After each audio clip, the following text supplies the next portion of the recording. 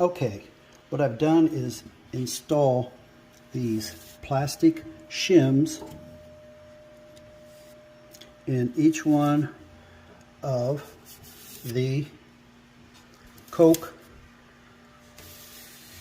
channels in the machine. Right? On this one, you can see there's a gap there. So you're going to load it on top of the roller on this side, and then stagger it.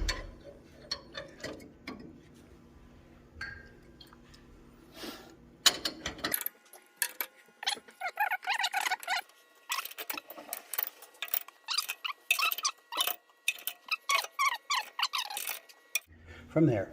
So next thing I've done is I've made these weights out of some PVC pipe. I've loaded them with sand.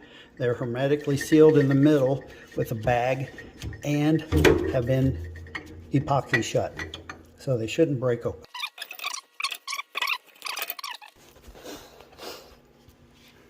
So by plugging it in, usually the second push on the button, it will drop. There you go.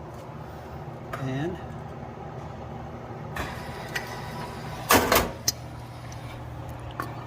it'll just keep going all the way across. So that's what it looks like right there. Okay.